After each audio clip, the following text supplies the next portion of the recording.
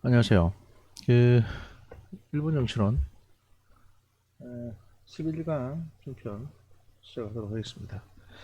저희가 요번 시간에는요. 그 요번 시간에는 일본의 원자력 관련 역사라든지 이런 거에 대해서 저희가 할 겁니다. 할 건데 그 이전에 이제 원자력 사고 관련해서 이제 관련 내용들에 대해서 좀 알아둬야 될 필요가 있기 때문에 제가 요번 기회를 마련을 했습니다. 그 일단 이제 쓰리마일 아일랜드 사고, 가장 대표적으로 유명한 원자력 사고가 세 건이 있었거든요. 쓰리마일 아일랜드 사고가 가장 첫 번째였고, 두 번째가 이제 체르노빌, 그 다음에 세 번째가 후쿠시마 원전 사고였습니다. 이 세 개의 사고를 어떻게 보면 중대 사고가 이 세 개 사고였으니까요. 이 세 개의 사고를 저희가 먼저 알아보고, 그 다음에 일본의 원자력 후쿠시마 사고에 관한 이제 실질적인 내용에 대해서 알아보고, 그 다음에 이제 일본의 원자력 정책이 어떻게 발전돼 왔는지에 대해서 알아보는 약간 역순으로 가는 게 이 사안을 제대로 이해하는 데 도움이 될 것 같아서 제가 이번 시간에 이렇게 짰습니다.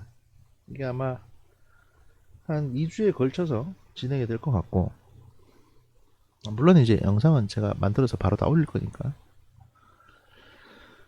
그 우선적으로 저희가 좀 봐야 될 부분이 이제 원자력은 위험하다라고 생각하는 일반적인 인식을 좀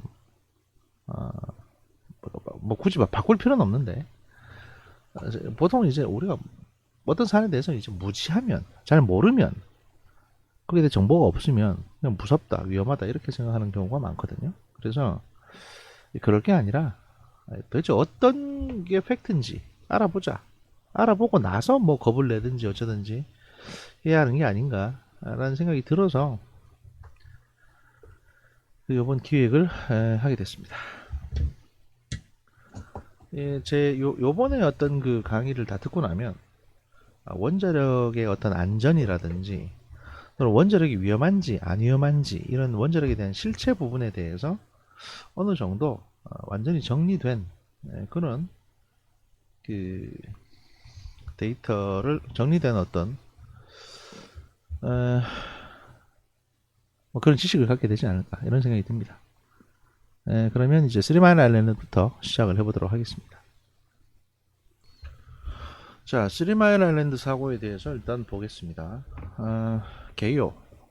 이 원자력 발전소는 한국에 있는 원자력 발전소하고 거의 같은 모델입니다. 이걸 이제 가압 수용 원자로라고 하는데, 그러니까 이제 구조를 보면 원자로에서 이제 이 열을 발생시킵니다. 이 안에는 이제 물이 들어 있어요.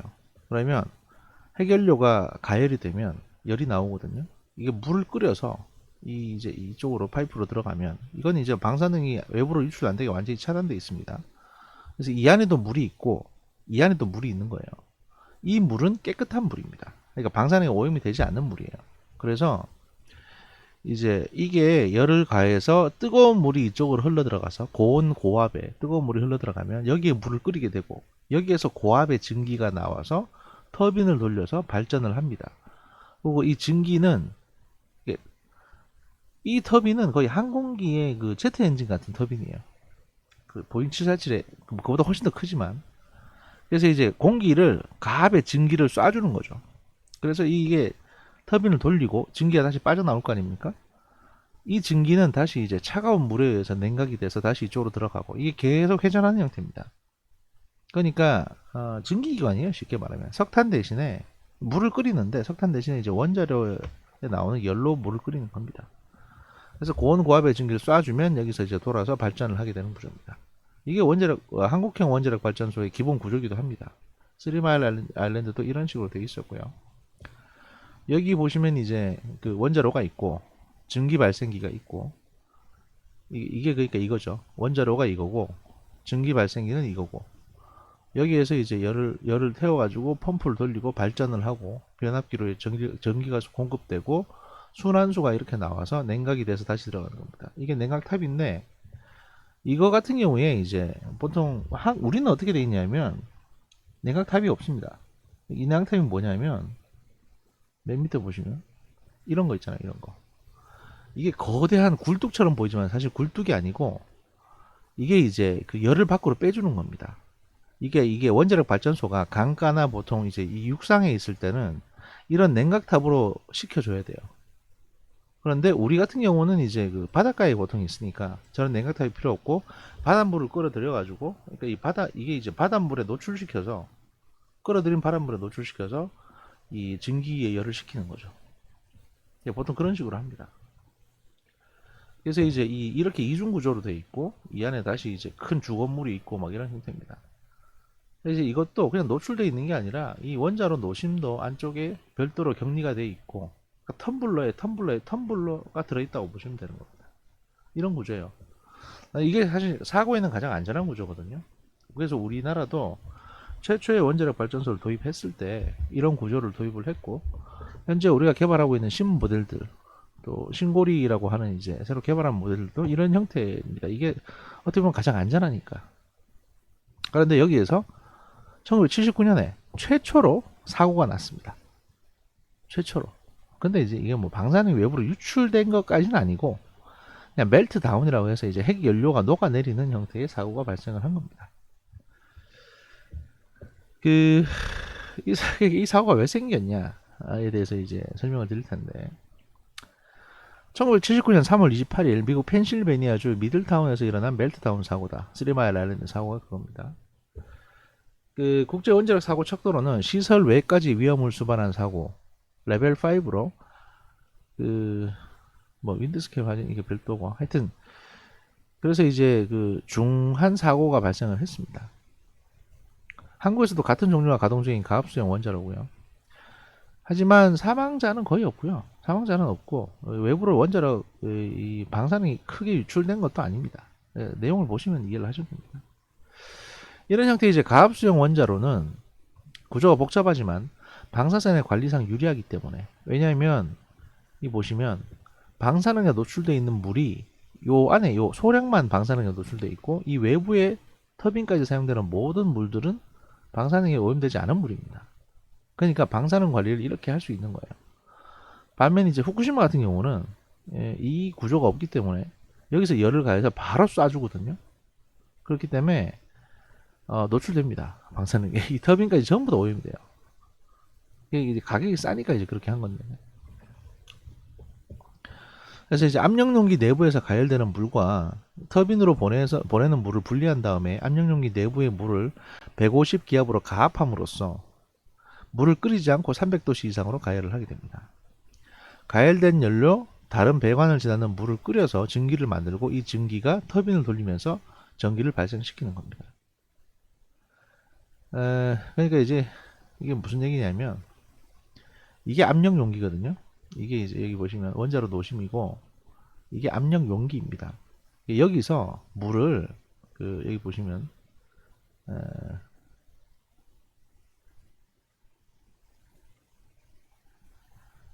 여기 압력을 높이는 겁니다. 그러니까 여기서 열도 나지만 압력을 높이게 되면 물리학 법칙에 따라서 150기압으로 높이게 되면 물이 훨씬 더 높은 온도까지 끌어오릅니다.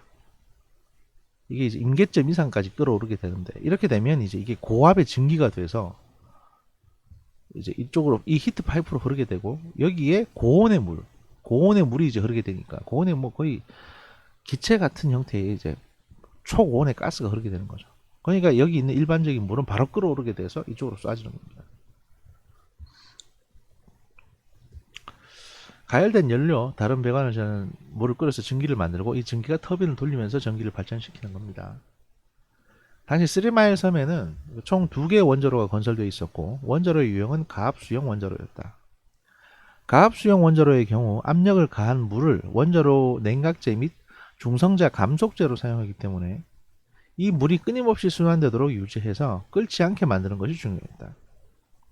3마일 섬 사고의 경우 가장 중요한 급수 시스템에서 문제가 생겼던 것이 원인이다. 사고를 발생시킨 최초 원인은 뚜렷하게 밝혀지진 않았지만 자정무력 발전소 1호기의 핵연료 재충전을 위해서 차단 조치를 내렸고 여기서부터 꼬이기 시작한 것으로 추정하고 있다. 이 조치로 발전소는 2호기만 가동 중이었고 가동 내내 큰 문제가 없었는데 새벽 4시 무렵에 주 급수 펌프가 뻗는, 그러니까 이제 이게 작동을 멈춰버리는 사고가 발생합니다. 가압수용 원자로는 물 공급이 중요하기 때문에 주 급수 시스템이 뻗으면 보조 장치가 바로 작동해서 위험한 사태를 피할 수 있게 설계되어 있었는데, 여기 보시면 급수 펌프, 여기 감압 탱크가 있고 차단 밸브가 있고 급수 펌프가 이제 이쪽에 있습니다. 원자로 냉각 펌프. 근데 이게 멈춰버려요. 그래서 보조 펌프가 이쪽으로 물을 보내줘야 됩니다. 이 원자로 내부로. 그런데 이게 지금 제대로 작동을 못한 겁니다.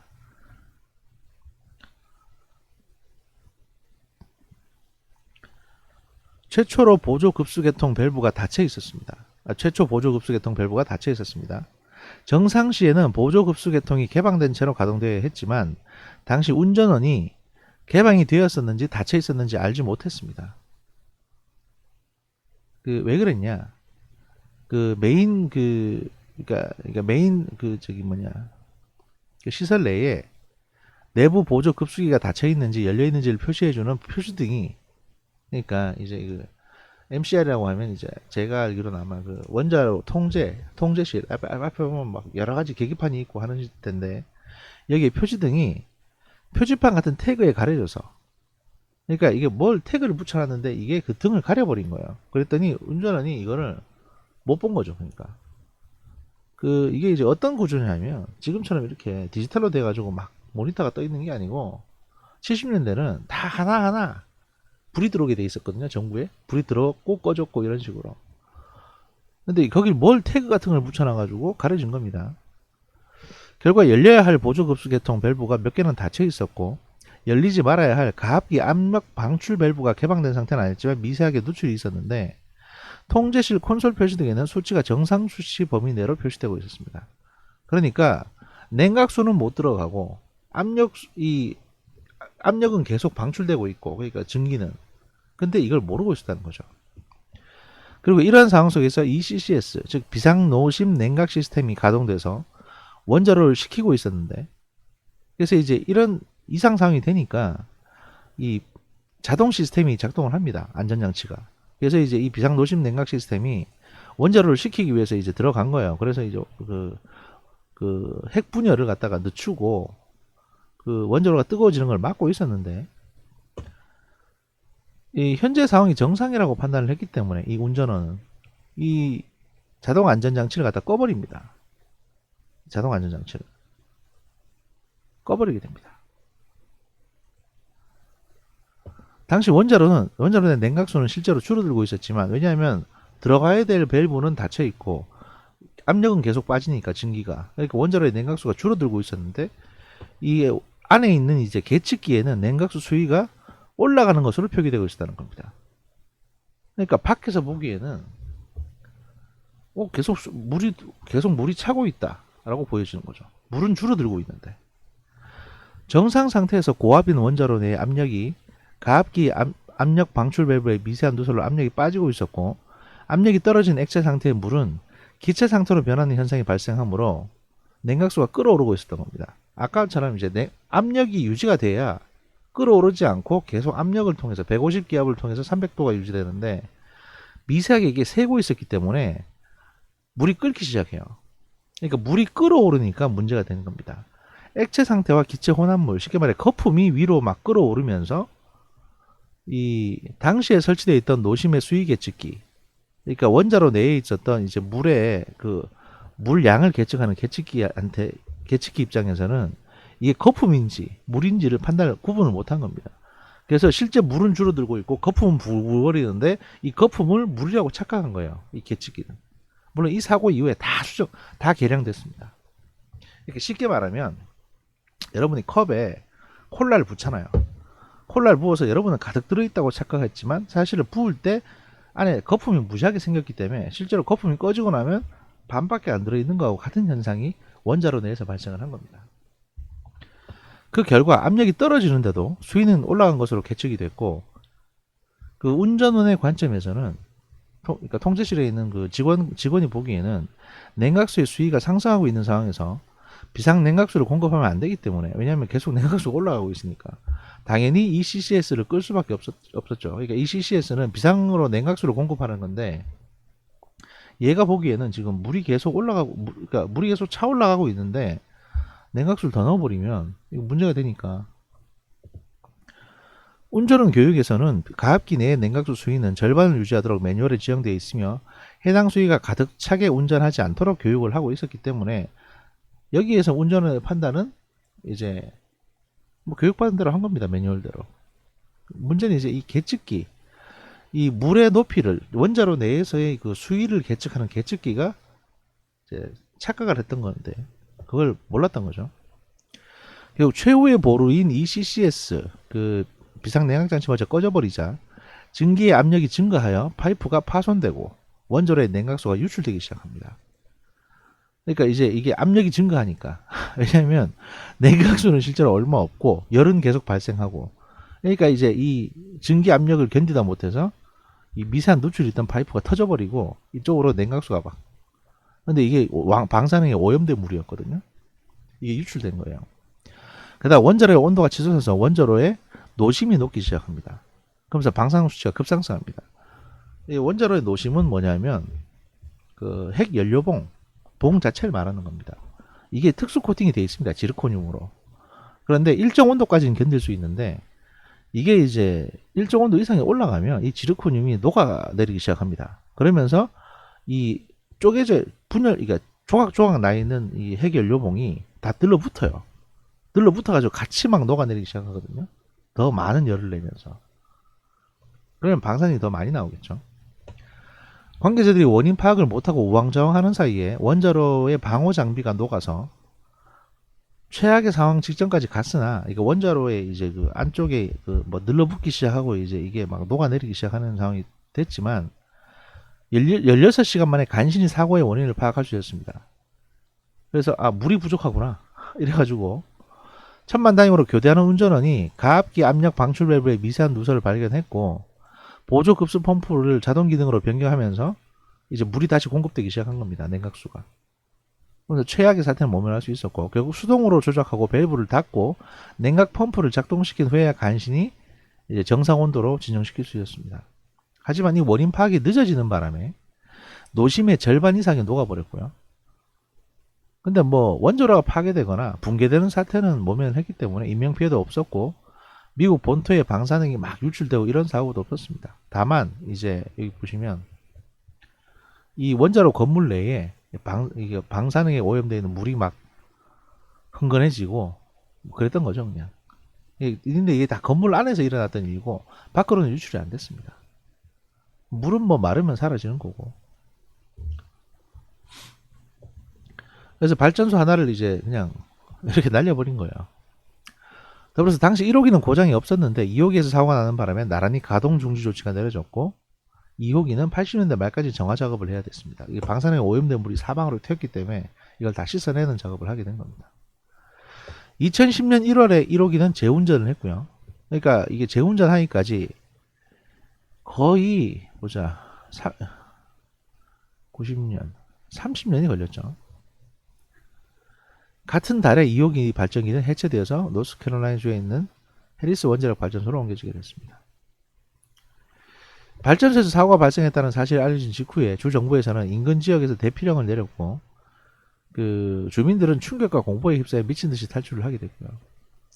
다행히 이제 누출된 방사능 수준이 자연 방사선 양에 못 미쳐서 민간인들의 피폭 피해는 없었습니다. 그러니까 외부로 거의 유출되진 않았어요. 하지만 미국 내에서 원자력 발전에 대한 불신감이 팽배하게 될 수밖에 없죠. 그래서 안티 원자력 발전소 운동이 발생했고 이에 오일 쇼크로 국면 전환을 깨하던 지미 카터 대통령은 더 이상 원자력 발전소 건설은 없을 것이라고 선언해버렸기 때문에 당시 70여 개에 달하던 원자력 발전소 건설 계획이 싸그리 휴지통으로 들어갔습니다. 카터도 떨어졌고요.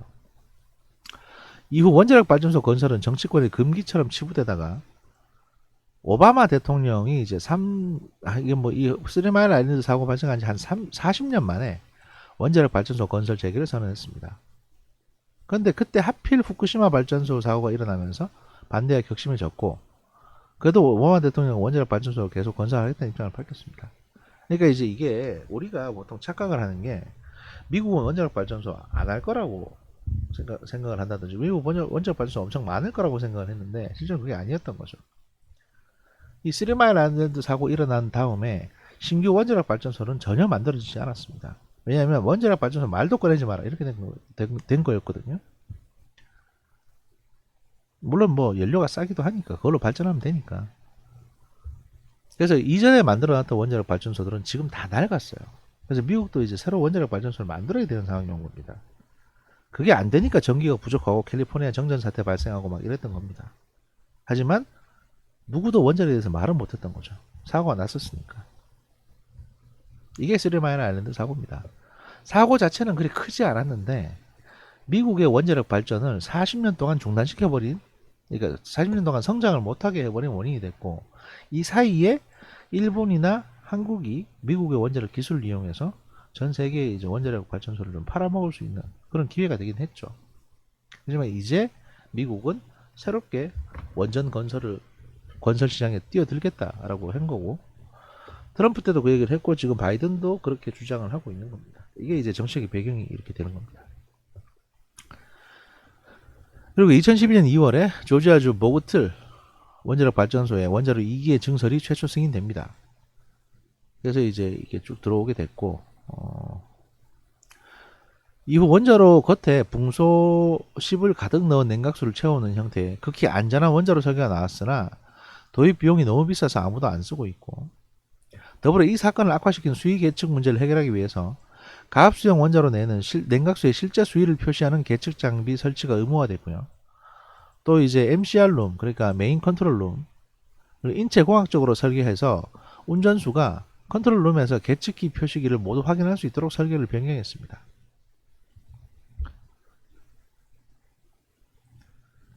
그리고 이 사고로 인해서 운전원 교육을 더 철저하게 시키는 등의 발전이 있었습니다. 그러니까 하나의 사고가 발생하면 그에 대한 어떤 그 모든 걸 계량을 하게 됩니다. 안전대책을 다 도입해요. 그래서 이제 사실 우리가 지금 보유하고 있는 원자력 발전소들은 이런 사고가 발생하지 않습니다. 왜냐하면 다 계량이 됐기 때문에. 이 냉각탑 관련한 부분은 제가 아까 설명을 드렸죠. 그죠? 설명을 드렸고, 이게 이제 쓰리마일 아일랜드 사고의 실체입니다. 그러면 두 번째 중대 사고, 체르노빌로 가봅시다. 체르노빌.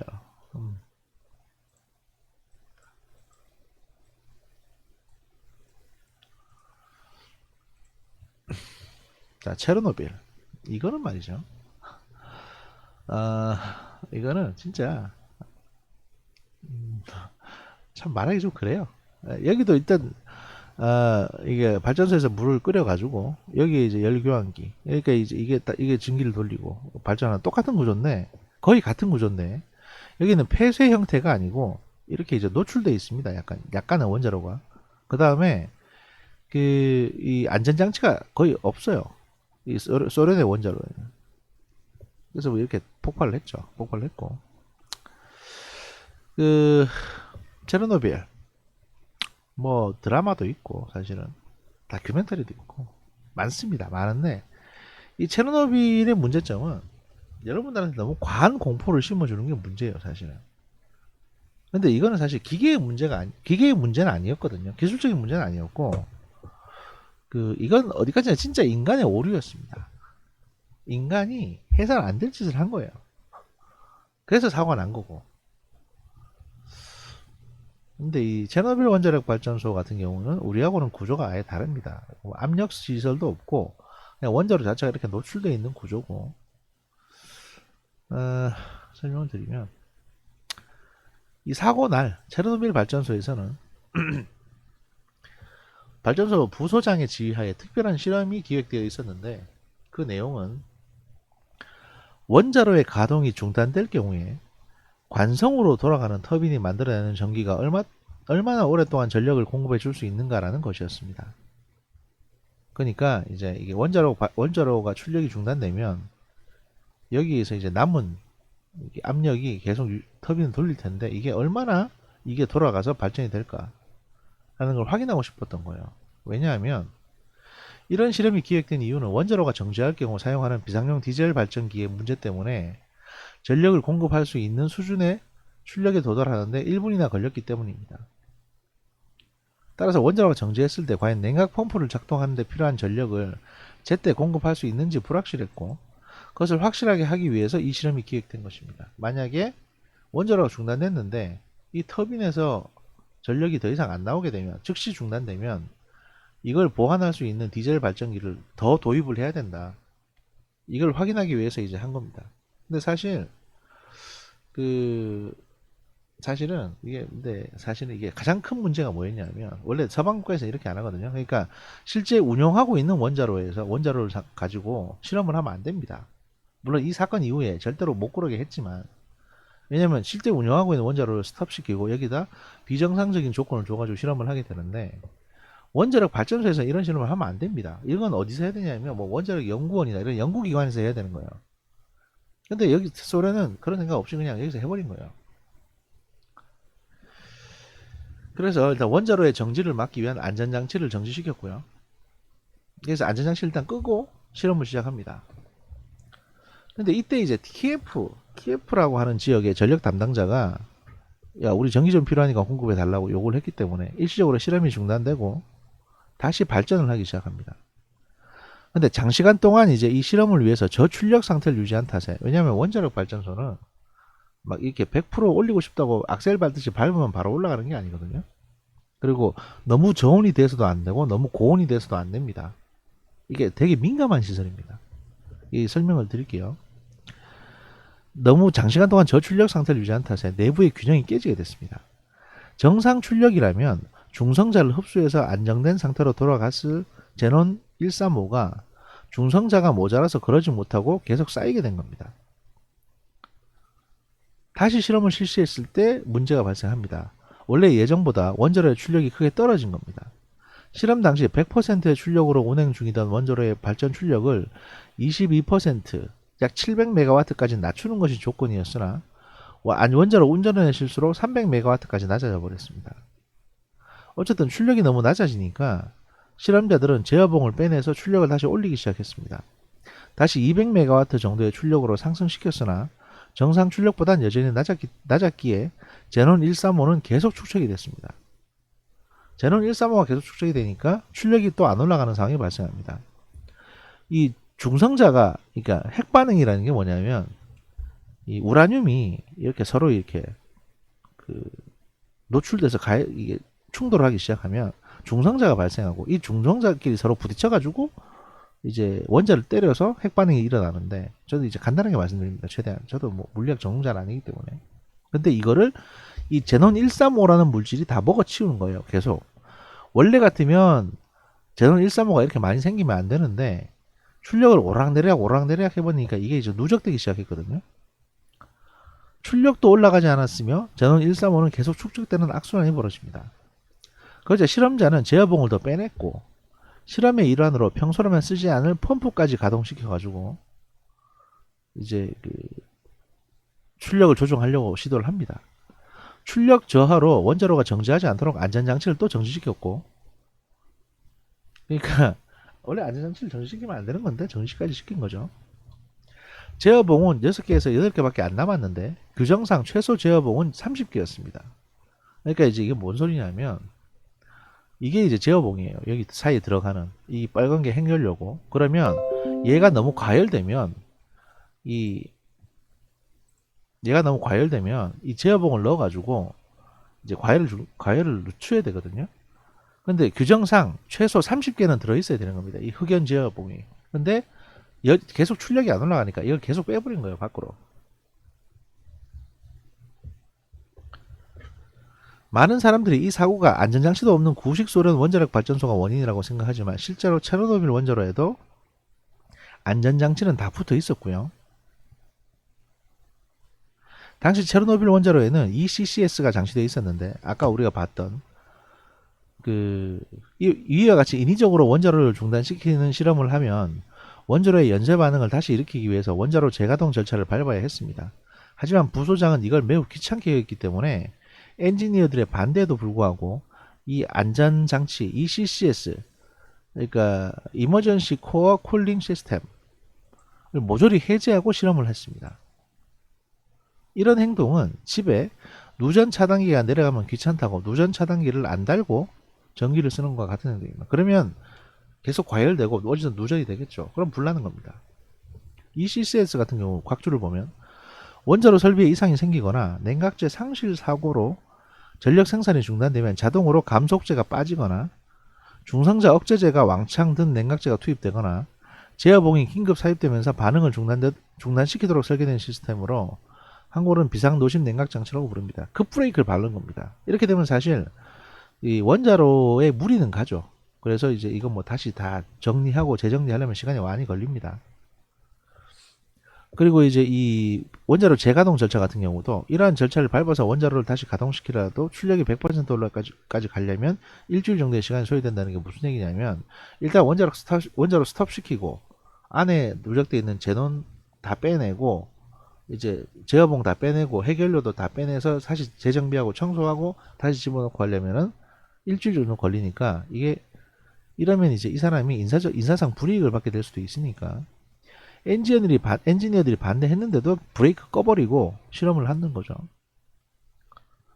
그리고 실험이 실시됐는데 근데 사실 이런 상황에서도 지금 이게 정상적인 작동을 할 수 없었거든요.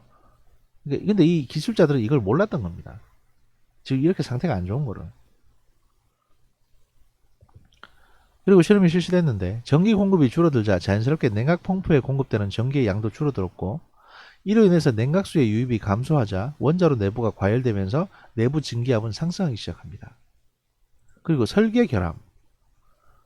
요 다시 뭐 밑에서 말씀드릴 텐데 어떤 설계 결함이 있는지.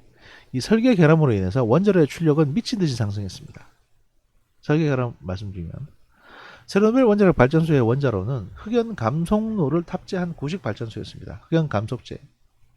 안전한 제어가 힘든 면이 있습니다. 왜냐하면 일반적인 경수로의 경우에는 물이 줄어들면 중성자가 덜 다니기 때문에 자연적으로 출력이 줄어드는 데 비해서 이것은 거꾸로 물이 줄어들면 출력이 증가해버리는 현상이 발생합니다. 체르노빌 발전소는. 즉 냉각제 상실 사고가 터져버리면 원자로가 비상식적으로 과다해진 출력을 감당하지 못하고 폭발해버리는 겁니다. 또 다른 문제는 그 양의 기포 계수를 가진다는 건데 냉각제 사고가 아니더라도 과열된 원자로는 물을 마구 끓게 만들어서 수증기를 만드는데 이것은 물 분자의 밀도를 감소시킵니다. 그러니까 수증기 밀도가 1기압시 물의 뭐 1600분의 1이니까 수증기가 이제 밀도가 없죠. 거의. 물은 중성자를 흡수해서 핵반응을 억제하는 역할을 하는데 밀도가 낮아지면 핵반응이 활성화되는 겁니다. 반응이 활성화되니 온도는 더 올라가고 물은 더 증발하고 다시 반응이 활성화되는 악순환이 빠져서 걷잡을 수 없게 되는 거고요.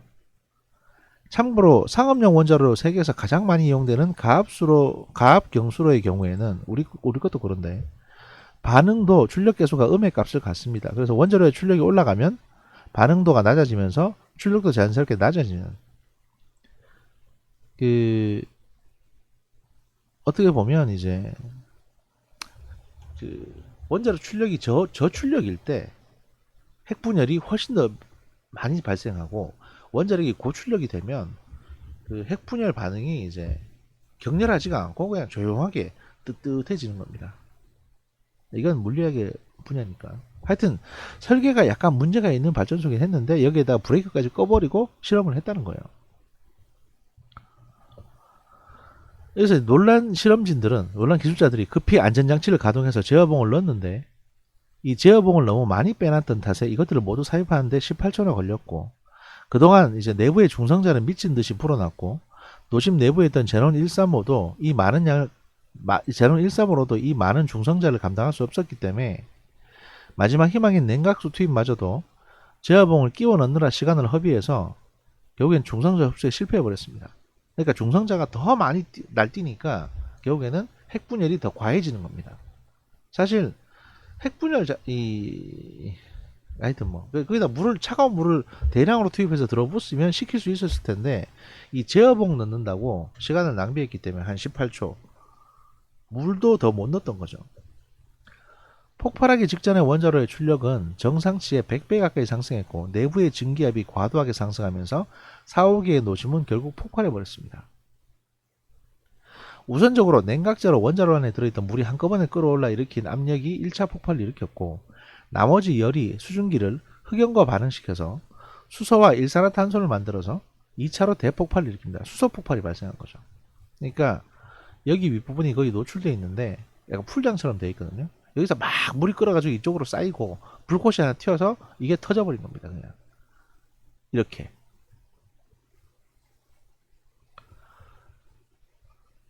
이렇게 터졌고, 여러분이 드라마에서 봤던 해체 반원들이 가서 처리했던 거는 이 옥상에 올라가서 이제 방사능 덩어리 잔해들을 다 밑으로 떨어뜨린 거예요. 밀어서.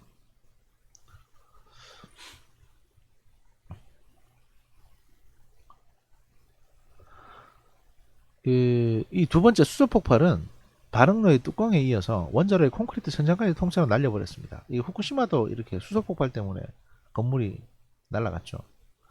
이후 감속제인 흑연이 타면서 화재가 발생을 했고요. 흑연은 연필심 같은 겁니다. 그게 탄소기 때문에 한번 불이 붙으면 수처럼 계속 타거든요. 동시에 최소 500경 베크렐, 500경 베크렐은요. 500경 베크렐, 최대 1200경, 그러니까 조 위에 있는 경 있잖아요. 그 뭐냐, 조, 10조, 100조, 1000조, 그 다음에 경, 이렇게 올라가는데, 무량대수 이렇게. 경 베크렐 가량의 방사능 물질이 사방으로 누출됐는데, 이 경 베크렐이 어느 정도냐?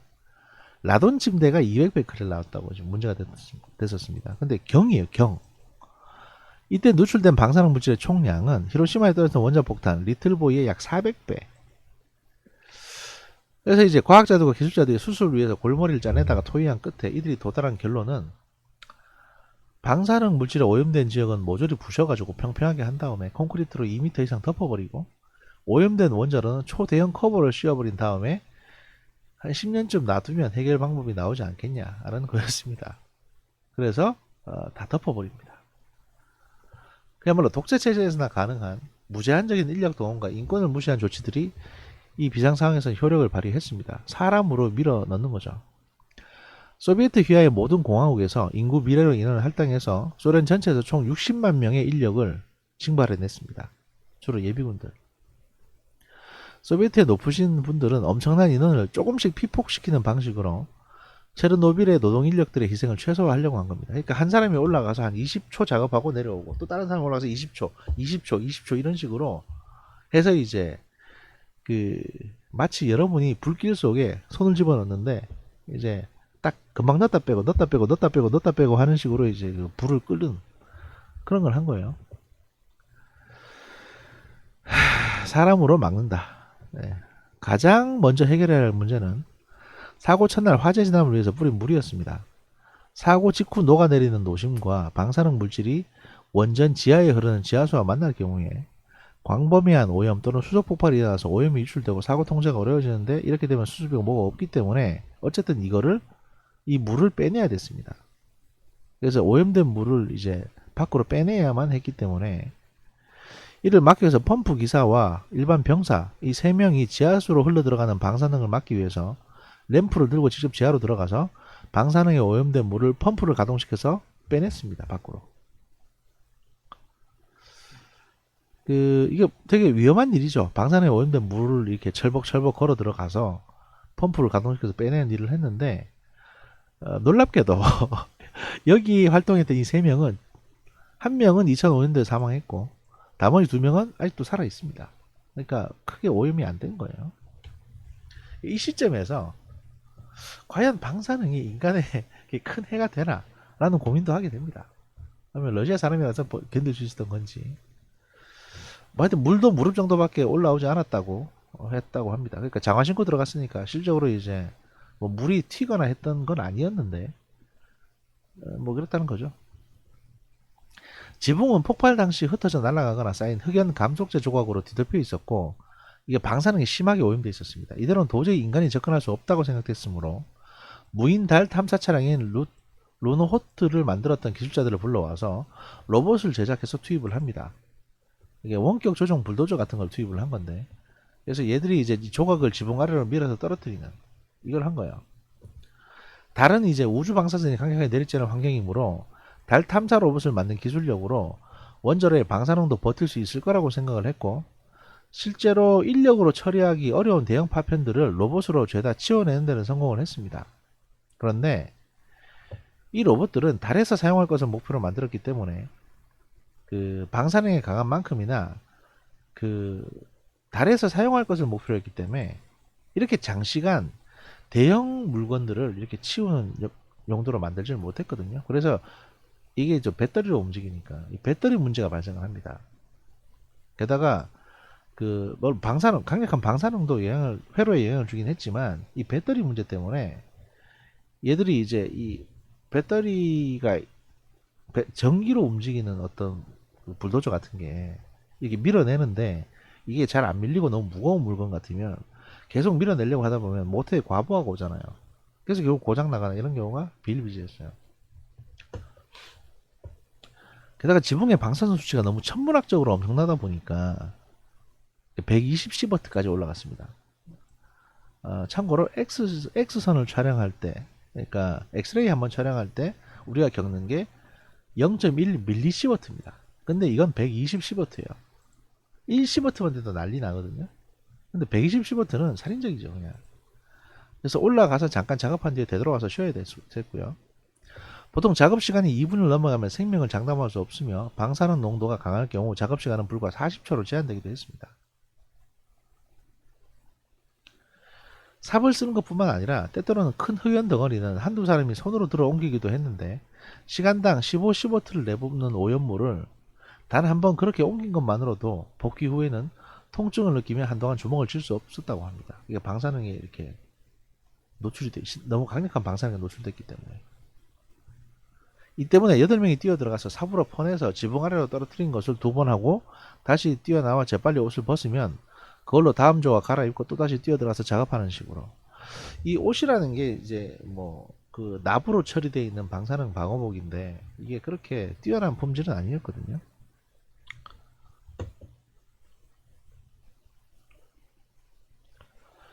그나마 다행이었던 건 이미 만들어둔 소련제 전차와 장갑차, 헬기 등이 이, 이 작업에 동원이 됐습니다. 그런데 얘들이 방사능 방호력이 세계 최고 수준이었습니다. 왜냐하면 핵전쟁에 대비하려고 만들었기 때문에. 그래서 안에 납을 발라놔가지고 얘들을 동원해서 이제 이 잔해들을 치우는 역할을 한 겁니다. 탱크 앞에 불도저 삽을 달아서 이제 밀어내고 막 이렇게 공사를 한 거죠. 헬기로 또 나르고. 위쪽을 덮는 것뿐만 아니라 아래쪽을 차단하는 것도 문제였는데요. 왜냐면 이제 녹아내린 해결료가 계속 뜨거워져서 계속 이제 용기 밑으로 해서 이제 땅속으로 들어가고 있으니까 해결료 마그마들이 점점 바닥을 뚫고 내려가고 있었습니다. 계속해서 아래쪽으로 해결료가 노출될 경우 이 대수층, 안반 대수층이라고 하는 지하수 라인 여기에 도달할 가능성이 있었는데 이러면 서부 러시아 전체의 식수원이 오염되는 치명적인 결과를 낳을 수 있었습니다. 따라서 엔지니어들은 방사선이 그나마 약한 지하 쪽으로 땅굴을 파들어간 다음에 발전소 아래 액체 질소를 사용한 냉각기를 설치하는 방안을 제시했습니다. 그래서 이게 소련 전역에서 광부들이 소집됐고요. 섭씨 50도를 넘나드는 열기 속에서 광부들은 한 달 만에 작업을 완료했는데 집안이 매우 좁고 더워서 방호복을 입을 수 없었고 토양은 방사능에 오염된 상태였기 때문에 광부들도 다량의 방사능에 피복됐다고 합니다. 그래서 어쨌든 이제 땅굴을 팠고 그러니까 이제 해결료가 이렇게 이게 해결료라 그러면 계속 녹아내리고 있는데 이 밑에서 땅굴을 파가지고 공간을 만들고 이 안을 콘크리트로 채워버리는 거예요. 그 납이 섞이는 콘크리트로. 그러면 이제 이 해결료가 더 이상 못 들어가는 거죠. 더 이상 땅속으로. 그렇게 막아낸 겁니다. 그런데 이제 이게 요 다음이 이제 그 피해에 대한 반론 부분인데 이게 사실 논란거리입니다. 왜냐하면 그 어떻게 하다 보니까 방사능에 대한 거대한 생체 실험을 해버린 꼴이 됐거든요. 그래서 이로 인해 가지고 우리가 알게 된 것도 되게 많아졌습니다. 사실 원자력 발전소나 방사능 안전 관련해 가지고 안전 기준이 지나치게 좀 과도하게 책정되어 있는 건 맞아요. 왜냐하면 잘 모르니까. 그리고 위험한 분야니까. 그런데 이 체르노빌 사건을 통해 가지고 우리가 의도치 않게 방사능에 어느 정도 노출되면 죽는지 어느 정도까지는 괜찮은지 여기에 대한 지식이 쌓여버린 거죠. 여기에 대한 얘기가 지금 나옵니다. 내용을 보면 그 사이언스 TV 채널에서 방영된 방사선의 위험에 관한 BBC 다큐멘터리에 따르면 사건이 일어날 때까지의 방사선 피폭 시 생명에 끼칠 수 있는 기준으로 작성된 그래프를 따르면 최하 9,000명 이상이 사망할 가능성이 있었지만 실제 사망한 사람의 수는 그보다 적었다고 합니다. 물론 사고 처리에 투입된 공무원 134명 중에 47명은 방사선 피폭의 영향으로 사망했고 아직도 그 후유증에 시달리고 있다는 보고는 있지만 사건 이후 20년 동안 방사능과 유의미한 질병으로 사망한 사람의 숫자는 100명이 채 되지 않는 걸로 추정되고 있습니다. 그러니까 수천 명이 죽었다고 했는데 실제로는 100명도 안 죽은 거예요. 체르노빌 사고로.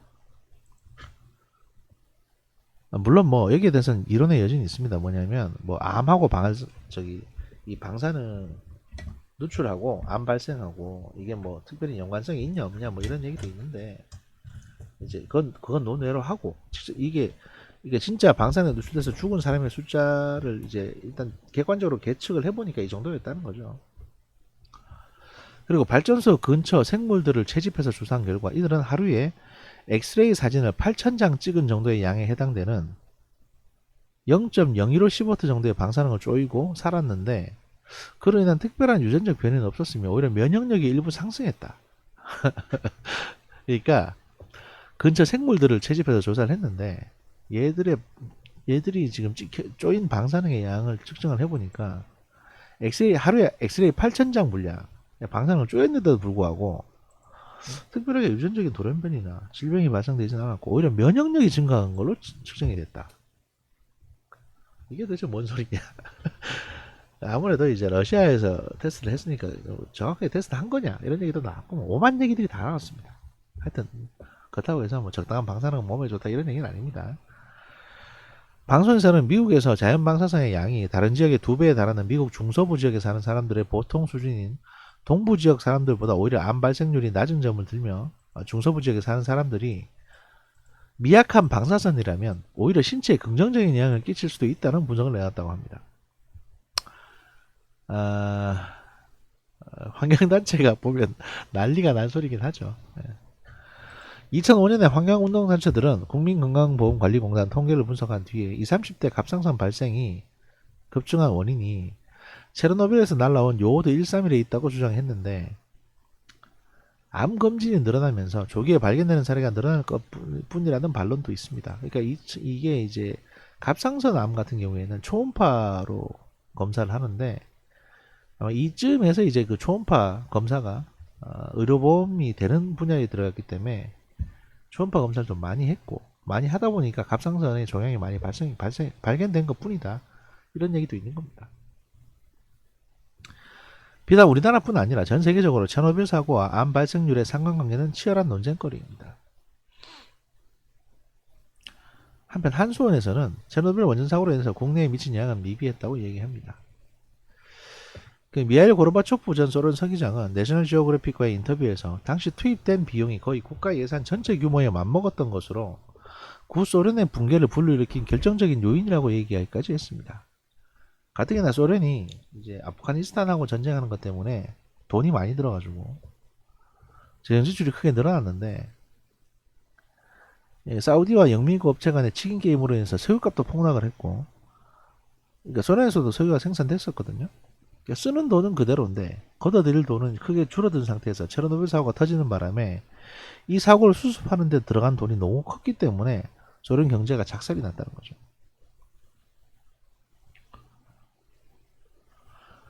반면에 이제 지금의 체르노빌은 이제 우크라이나 정부 영역에 있죠. 그래서 우크라이나 정부는 전기가 모자라다는 이유로 1, 2, 3호 원자로를 계속 가동을 했습니다. 그 4호가 이제 폭발을 한 거니까. 그리고 91년에 2호 원자로에서 화재가 발생했고, 우크라이나 정부는 손상이 너무 심하다면 2호 원자로를 폐쇄했고, 1호 원자로 역시 문 닫으라는 세계 각국의 압력으로 인해 가지고 폐쇄했고, 2000년 11월에 3호 원자로도 정지됨으로써 모든 원자로가 멈추게 됐고 지금 체르노빌은 이제 더 이상 원자력 발전소가 아닙니다.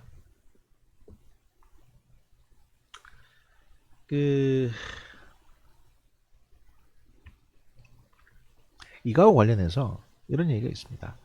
체르노빌의 인근 지역에는 아직도 이제 방사능에 오염되어 있는 흑연가루들이 이리저리 날려가지고 아직도 방사능이 제법 측정이 됩니다. 뭐 유튜브 같은 거 보시면 아시겠지만. 근데 이건 이제 이 지역적인 특성 때문에 그렇습니다. 예를 들어서 이제 그 히로시마 같은 경우는 핵폭탄이 터졌잖아요. 근데 지금 히로시마 보시면 사람들 잘 살고 있습니다.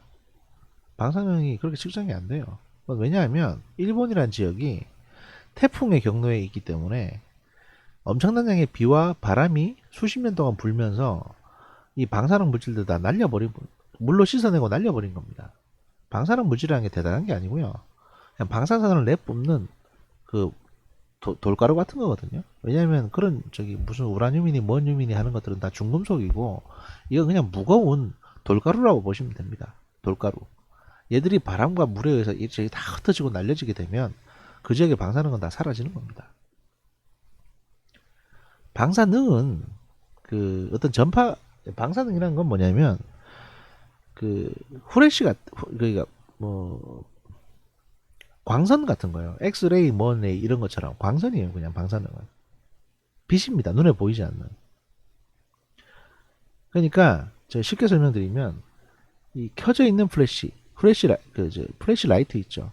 이 플래시 라이트가 켜져 있으면 켜져 있는 플래시 라이트를 우리가 방사능을 내뿜고 있는 이제 중금속 핵물질이라고 가정을 했을 때 이 플래시 라이트 수만 개가 땅에 깔려 있다가 이 애들이 이제 바람과 비에 의해서 다 흩어져서 없어지게 되면 더 이상 방사능 유출도 없는 겁니다. 지금의 체르노빌은 그런 상태라는 거죠.